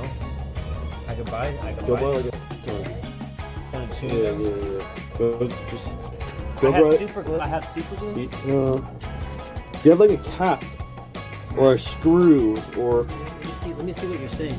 Dude, it's just a... What kind of hole is it? Oh, dude, I'm not gonna just let it overflow, dude. No, dude, that's not a good idea. That's why they installed those safety measures. No, dude, this is not no safety measure. This is a hose line for the generator. Okay. So what do you want me to do? I need to, Let me see the hole. No, dude, just go grab a, we just gotta plug it with something. Something? Yeah, just like, tape. Do they have tape? And I'm laying in gasoline right now, dude. Come on, man, look out of here, dude. Alright, guys. So, what do you guys think? What do you guys think about these streamers with their car troubles? Should I go back into AutoZone stocks and O'Reilly stocks? Maybe I should. I mean, I don't know. I mean, what else should I invest in right now? That's because, okay, Faba, that's because these losers never leave their hometown. Yeah, talk about passports, right? Yeah. Most Americans do not have passports. Yeah, I'm one of those 25% that have a passport. Cheaper gas means more driving, not a bad play. Correct. Cheaper gas means more of the, if the price of gasoline or diesel and all that. I mean, we gotta look at down the line. Eventually, we'll have to go up, though. We'll see. The other thing too is because KPP is funded by online gambling. If the economy does turn down, then online gambling revenues will decrease, and that'll be an issue for a lot of these streamers that need the Gamba money to pay out. You know. So here's Chicken Andy talking his lowered KPP payments. Let me see. Okay, I think he goes. Okay, he goes over what he was making 2024 compared to 2025. You can see, if you guys didn't know, here's activity. You can see highlighted messages that are being thrown up. So I can always see what my mods are doing, alright? I got my eyes on you. Alright, let me show you guys. Thank you, Miho. This is what I've made this month so far with KCIP. I will show you what I've made in the past as well, because why not? So here's October. Shout out Mio for the 100 subs, much love, and thank you for supporting my girlfriend last night as well. So here we got is my streams of October. I know I was calling this month September earlier, and I for some reason thought next month is October. I said that a few times, like through some of my streams. It's because I streamed for 3 weeks. It's because I didn't stream for 3 weeks. It was 3 weeks off. Finally, I feel like I finally just hit poverty levels of KCIP. Look, here's what you guys can calculate this right now. I'm gonna leave it up on the screen. Adrian's gonna tell me something for 2 seconds. Look at this. You can calculate. Here's the durations. Here's how long my streams are right here on this right column, duration. and then you can see on the right it says the amount. So you can tap this in. It'll tell you how much I make hourly. My name is David, and I'm a 25-year-old IRL streamer from Los Angeles, California, currently living in Phoenix, Arizona. I've been streaming since 2018 and mostly do adventure, travel, and collaboration streams with other Kick streamers. So my next payout... Chicken spends that in a day. The homeless Kick welfare has run dry. Time to move. This is my Most of next your payment. stream already has been all about her figure out. Listen.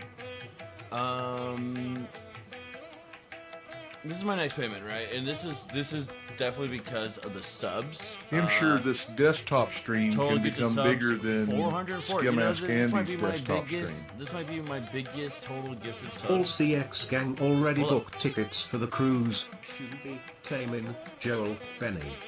Here we are. October. Pretty good. Month of October, 3,475. I mean, poor maxing for sure. But it's the difference of subs that is so. Even if you have low KCIP, I mean, I still got sub money. Shout out to Miho, because really Miho has dropped a few fat ones on me. And everyone else has like Gold, Give, Diamond. See Miho dropped 200. Marotica, y'all still be hella supporting me. Cutabell. I'm gonna show you guys. I'm gonna go ahead and show you guys what I've made in past months. So let's go to September. September, we can see. So here's the difference between October and September. In October, here's the total right here, 3,475. By the way, this month isn't over yet. There's still about a few more days, so this still could go up to like $4 grand to $5 grand. September, 7,841. We can see total subscribers. We can't see that. So I've doubled. Here's August. August was a pretty good month. August was a pretty good month. $11,000 and 11,900. Okay, that's a pretty good month for August. July 26, June 42, May 43, April 30, March 23, and February 2,000, and January 9,000. So that's about how much I've made this year just from KCIP revenue. I thought I'd just speedrun that really quick, but anyways. All right, so now you know how much Chicken Andy was making in 2025. You saw like it go up to 40K. Now it's back down to 3K a month. Okay, from just the KPP portion of that.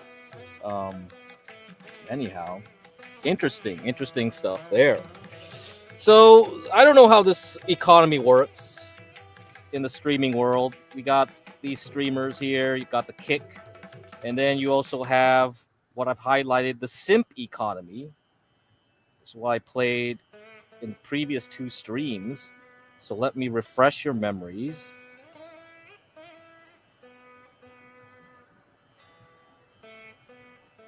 For them to stay with me when that comes by, and for the real life person, I would always want them to pick the real life person first. But you say that, but at the same time, Delish, if they choose a monogamous, committed relationship, that means less pay for you, right? There will always be another simp to take their place. That's the unfortunate truth for the simp. Wow. Is they can move on, and there will always be another person that comes by and wants my attention, and I'm willing to talk to them. And you know, people don't have to always give me another $100 simp out to there. get. There's wow. So, and you know what, too? Okay, there's always another simp out there to replace the other one. Man, It really is the unfortunate truth, though. You know It's what? like, why am I gonna fight and claw for them to stay with me when that's gonna ruin their mental health? Why am I gonna ruin someone else? I'm not gonna ruin a man. Like, you're like a collector. Go get your You're a bitch. collector of simps, a collector of unfortunate souls. Okay, that's what's going on It's here. just a rotating deck of cards, you know. Rotating Sometimes deck the of favorite cards. comes back in the stack, and I'm really happy to see it. Yeah. You know, sometimes I Wow. see a new shiny one and I'm like, hey, this is a cool card. Hope I get to keep it. Oh, so you have favorite simps? Oh, I'm sure think you do. everybody has favorite simps. Oh, sure. You have your wells, right? The ones that pay good, pay well. The thing is, you don't even have to pay me to be a good simp. I just like having a supportive community. I mean, someone tipping is just a benefit, and it's incredibly kind, especially when it's so hard to, like, going to the grocery store lately. You try and buy a bag of lettuce. This is going to be an exaggeration, but like you try and buy a bag of lettuce and it's $5. Yeah. And that's a lot of money when a bag of lettuce back in the day used to be like maybe $1 or $2. Okay. So when someone tips $5 to me, that means a lot. They could go get a fucking hamburger from McDonald's. Yeah, and, they like, could get a whole eat McValue that day. meal. Yeah. I don't want them to tip me over taking care of themselves. But if they tip me, I recognize that that's taking away from, like, okay, they could get a little treat with that $5. Whoa, hold on. I appreciate Delish, hold that on. they thought of me. Hold on. Have you seen Americans? Have you seen how fat we are? I think they can go without a burger and fries.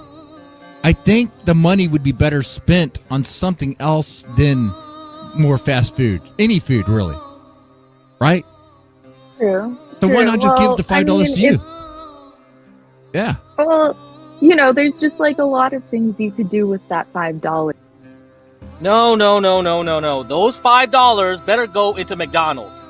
My McDonald's dividends better keep going up. Okay? Hell no. You're taking a cut off of my freaking dividend there. All right? So let's discuss McDonald's inflation and all that. So we talked about how gold can be used to price houses, and you see the disparity between that and actual dollars.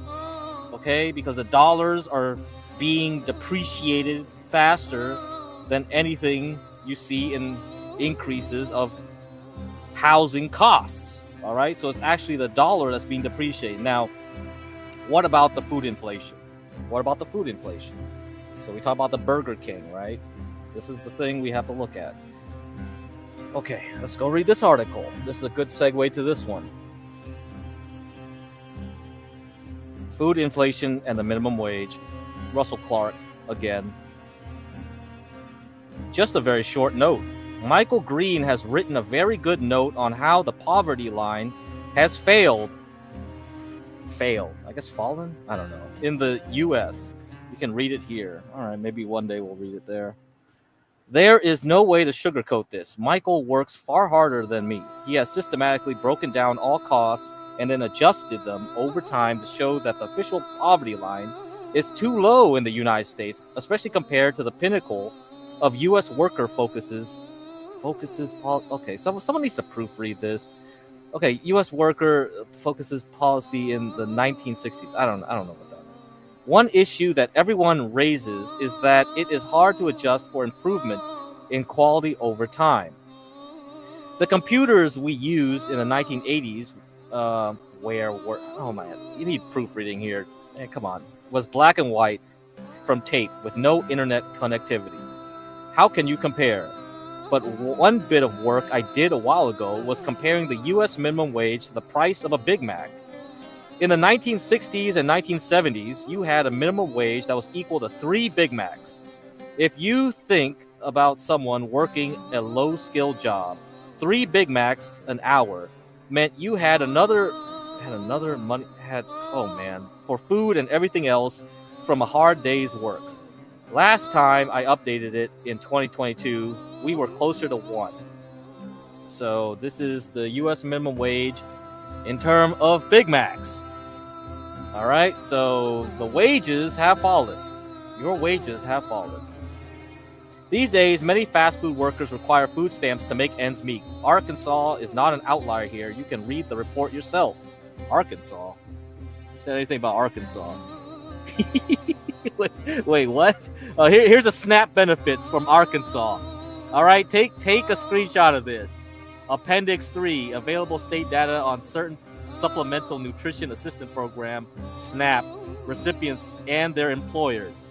So Jeremy doesn't want to get snapped, huh? Jeremy doesn't want to get snapped, huh? All right. Well, take a screenshot of this, guys. Take a screenshot of this. We might revisit this later. Okay, this is interesting. Let's go, Crack. Update that damn playlist if you can.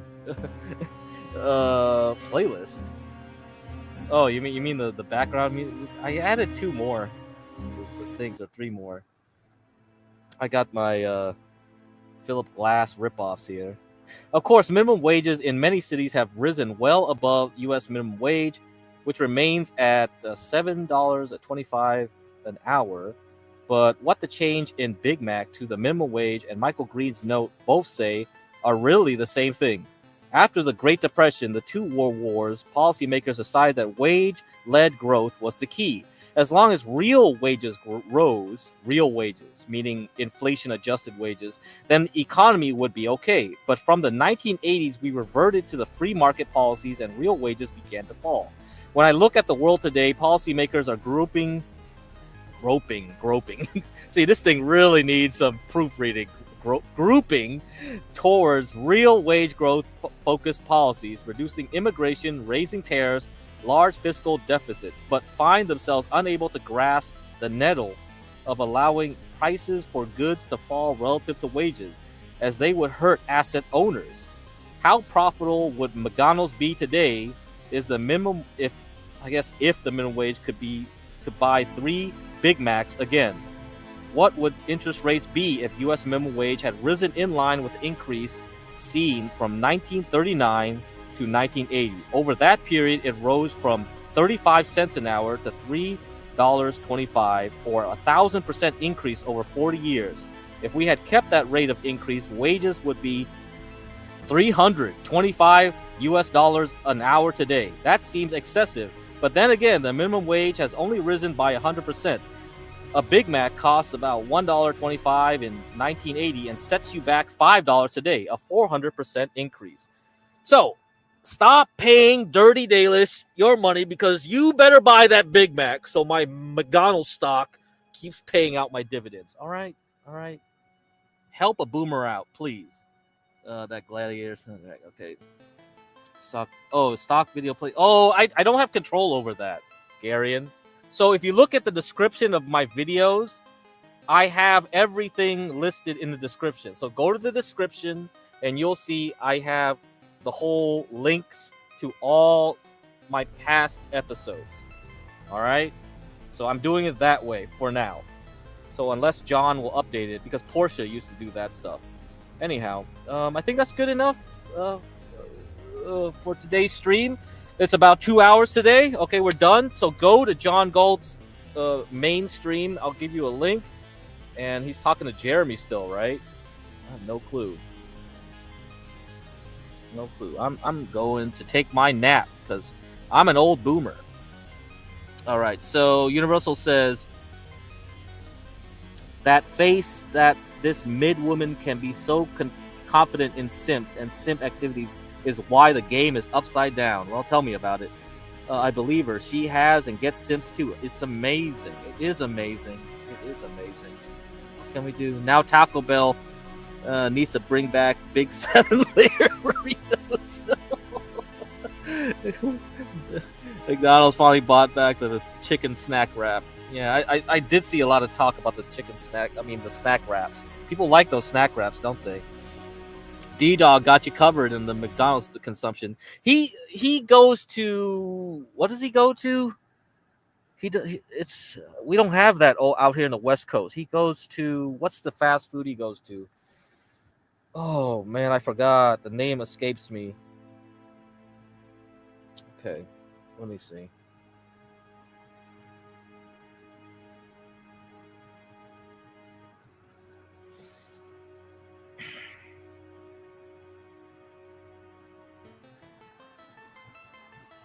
Culver's, right? Culver's. I think it's Culver's. I've never been to one. I don't know. How is Culver's? Yeah, he goes to Sonic too, but every time he streams now, you see him go to Culver's. I think it's Culver's. What the hell do they... That's their specialty? custard and butter burgers. Yes. Hash browns. So he went there and he got his order wrong one time. He got hash browns and something else instead. I don't know. Whatever. Yeah, it's Culver's. It's definitely Culver's. All right. Yeah, he likes Wegmans groceries too. Yeah, he stopped talking about Wegmans. He used to talk about that a lot. I didn't get to talk about mortgage-backed securities. I didn't get to talk more about silver. Maybe I'll continue on next time. We'll play that. Anything else? Oh, the dollar milkshake theory. Also, did not get to cover that. Okay, quickly, I'll go over this. And U.S. to dollar to yen. Also, I have to talk about too. That's going to be important, okay, guys? So this was back in November, okay? So I'm talking about this guy now because this cokehead, allegedly, I don't know. I think he keeps going on Bloomberg TV sweating, so I think he got that coke sweat. This guy is being interviewed by Trump right now as we speak. He's the last guy to be interviewed, okay? And we'll see if he gets the job. BlackRock's reader sees soft jobs market, wants Fed rate at 3%. So BlackRock executive, so he's the chief investment officer, who is among those being considered to succeed Federal Reserve Chair Jerome Powell, all right, said the labor market is softening and interest rates should be lowered. Okay, that's what Trump wants to hear, to 3%. We have a softening of the labor market that is quite significant. Okay, reader told Bloomberg Television on a day when monthly payrolls data were not released due to the ongoing government shutdown. If we had the number today, I think it would have been reflective thereof. The candidate pool for Fed chair has narrowed. The current Fed board members, Christopher Waller and Michelle Bowman, former Fed Governor Kevin Warsh, White House National Economic Council Director Kevin Hassett. Kevin Hassett right now has the lead in what people think is going to be the next Fed chair. Actually, let's go to Polymarket. I wonder if Polymarket has a betting pool on this right now. Polymarket, is Khamenei out as supreme leader of Iran by January 31st? 21% chance. Will the Iranian regime fall before 2027? Oh, this jumped up to... It was at 40-something% like some hours ago. What else? We got some Super Bowl champions. Seattle at 23%. That's going to be the top. How many tweets Elon Musk is going to do between January 12th and January 14th? All right, we got those as a bet. Who's going to be the Fed chair? Oh, Kevin Warsh has taken over. 40%. So we got Kevin Warsh taking over the betting there. Okay, let's see. Where is Rick Reader at? Rick Reader's at 8. It's up 7%. It's up 7%. Okay. All right, so there you go, guys. You can bet on it in Polymarket. You heard Treasury is pissed that Justice jumped the gun on Powell. Now Powell might not want to leave easily. I didn't hear that, Eric. That'll be interesting. The drama continues. Delicious. I love drama. That means we can get a market panic and we can finally buy something that's actually at the correct price. Okay, let's see what else.